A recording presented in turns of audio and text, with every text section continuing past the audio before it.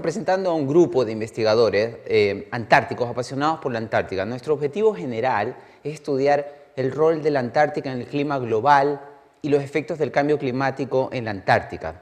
Para el efecto, en los últimos 5 años hemos realizado decenas de viajes a la Antártica. Desde el año 2012 realizamos monitoreo de ozono a 800 millas del polo en un lugar que se llama Glaciar Unión. Hace unos años construimos una estación climatológica en la península antártica en colaboración con el Instituto Antártico Chileno. Y el año pasado construimos una estación gemela a la que tenemos en la Antártica a 40 kilómetros al este de San Pedro de Atacama, junto al Observatorio ALMA a 5.000 metros de altura. Uno podría preguntarse por qué construimos una estación en el desierto de Atacama si nos interesa la Antártica. Y la respuesta es simple: la Antártica es un agente climático global.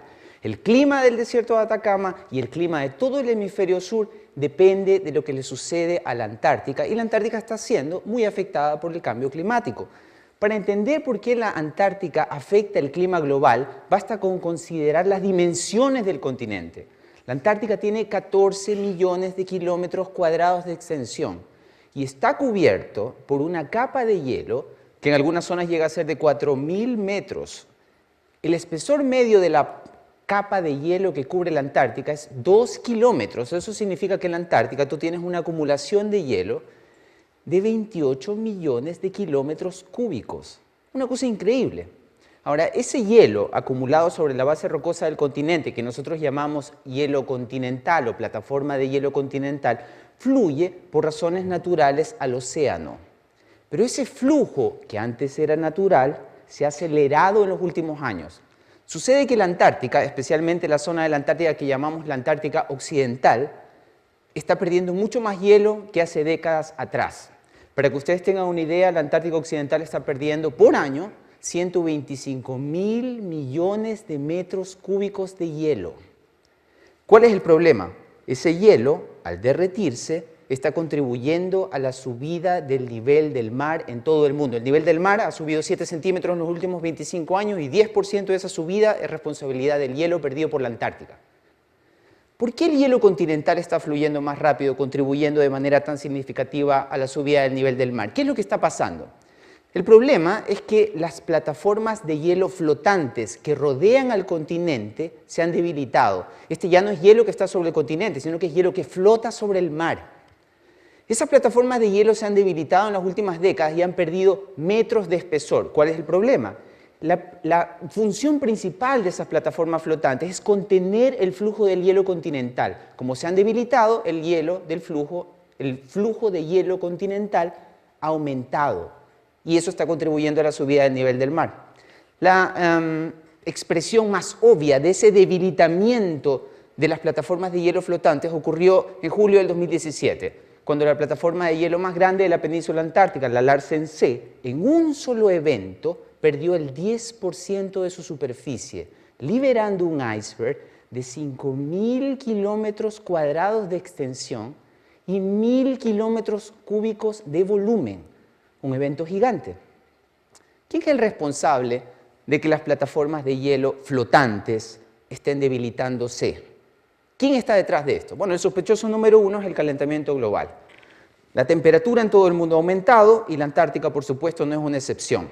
La Antártica Occidental, la zona que más está perdiendo hielo, está hoy entre 1 y 2 grados más caliente que a mediados del siglo XX. Esa es una de las razones que explica la pérdida de hielo, pero no es la única. Ese aumento de temperatura, a pesar de que es significativo, no alcanza a explicar el debilitamiento observado en las plataformas de hielo flotante. Hay algo más. Ese algo más es que no solamente la temperatura del aire sobre la Antártica ha subido, sino que también las aguas sobre las que flotan las plataformas están más cálidas de lo que deberían. Por lo tanto, las plataformas de hielo flotante están sufriendo lo que nosotros llamamos derretimiento basal, están derritiéndose por la base, perdiendo mucho líquido, adelgazándose y no cumpliendo su labor principal, que es contener el flujo del hielo continental. Ahora, no es que el agua del océano que rodea la Antártica se haya calentado mucho, no, ese no es el problema. El problema es que agua de más al norte de la Antártica, que por lo tanto está más cálida, se ha acercado a la costa de la Antártica. Estamos hablando de volúmenes enormes de agua, kilómetros cúbicos de agua, miles de ellos, que se han movido desde zonas más al norte y están derritiendo las plataformas de hielo flotante por debajo. ¿Quién movió esa agua? ¿Cómo es posible que tantos volúmenes de agua gigantescos, todos esos volúmenes gigantescos de agua, se hayan acercado a las costas? La respuesta es cambios en la intensidad de los vientos en torno a la Antártica, lo que nosotros llamamos anomalías circulatorias, cambios en los patrones de vientos anormales que están trayendo el agua que está derritiendo la Antártica. ¿Y quién es el culpable?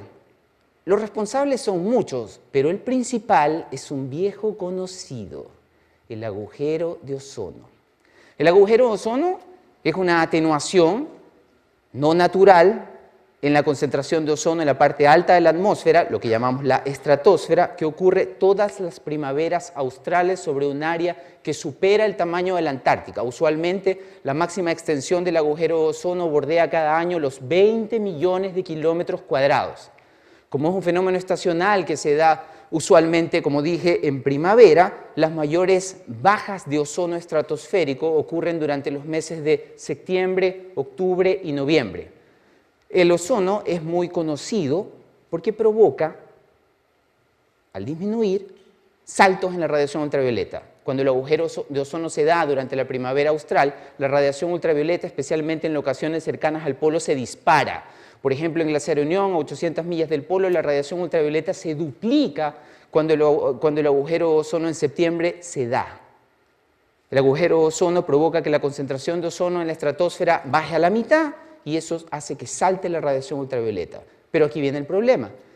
El problema es que el ozono no solamente absorbe radiación ultravioleta, también absorbe otras radiaciones solares, incluida la radiación visible y la radiación infrarroja. Es decir, absorbe mucha energía solar. ¿Qué significa eso? Cuando el ozono tiene valores normales altos sobre la Antártica, absorbe energía solar y ayuda a mantener relativamente caliente la parte alta de la atmósfera, la estratosfera. Cuando el agujero de ozono se da en primavera, parte de ese ozono que absorbía radiación solar desaparece y la estratosfera recibe menos energía solar. ¿Qué significa eso? Tiene la tendencia a enfriarse. ¿Qué significa eso? Que el agujero de ozono provoca una señal de enfriamiento en la parte alta de la atmósfera. Esa señal de enfriamiento se propaga hacia la parte baja de la atmósfera y ayuda en el verano austral a balancear parcialmente la señal de aumento de temperatura que provoca el calentamiento global. El calentamiento global trata de que la Antártica se caliente y por otro lado el agujero de ozono trata de que la Antártica se enfríe. Lo que sucede en la Antártica es un juego de balanceo entre ambos. La razón que explica por qué la Antártica se está calentando menos que el Ecuador, menos que el polo, es justamente la influencia, este efecto secundario climatológico que el agujero de ozono tiene. Eso no suena tan mal, pero siempre hay efectos secundarios y la mayoría de efectos secundarios nunca son buenos. Y esta no es una excepción. ¿Cuál es el problema? La Antártica se está calentando más lento que el Ecuador. Y cuando eso sucede, la diferencia de temperatura entre el Ecuador y la Antártica comienza a aumentar. ¿Y eso qué importa? Sucede que las corrientes de viento y las corrientes marinas son al final flujos convectivos. ¿Qué significa eso? Dependen de la diferencia de temperatura entre el Ecuador y el polo. Si esa diferencia se mantiene estable, los vientos se mantienen estables. Si esa diferencia cambia, como ha estado cambiando las últimas décadas y seguirá cambiando en el futuro, se producen anomalías circulatorias, cambian los patrones de viento. Y eso es justamente lo que ha estado sucediendo en torno a la Antártica y de hecho en todo el hemisferio sur. La gráfica que aparece ahora en pantalla muestra en color rojo las zonas en torno a la Antártica en las que los vientos se han intensificado. Son más fuertes los vientos en esa zona enorme del hemisferio sur.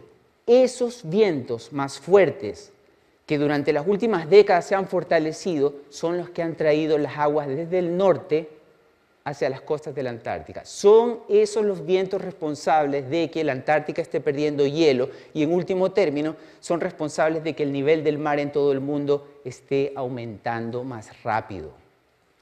Y hay algo peor. Sucede que encima del anillo rojo aparece otro anillo circumpolar azul. Ese anillo azul indica las zonas del hemisferio sur en las que los vientos han disminuido de intensidad. Un poco más tenue, todavía más al norte, ya cerca del Ecuador, hay otro anillo rojo que indica intensificación de vientos. ¿Qué es lo que quiero decir? Los patrones de viento en todo el mundo, los patrones de viento, especialmente en el hemisferio sur, han cambiado por cosas que han sucedido en la Antártica.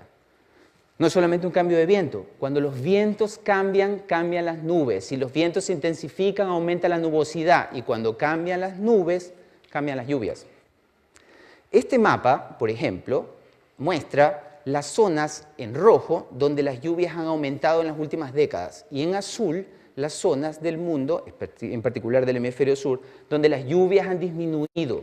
Si se fijan, hay un manchón azul muy intenso en la zona centro-sur de Chile. Ciudades como Valdivia, Temuco, Puerto Montt han perdido en las últimas 4 décadas más del 20% de sus lluvias. Esto no es una cosa que va a pasar, es algo que ya pasó.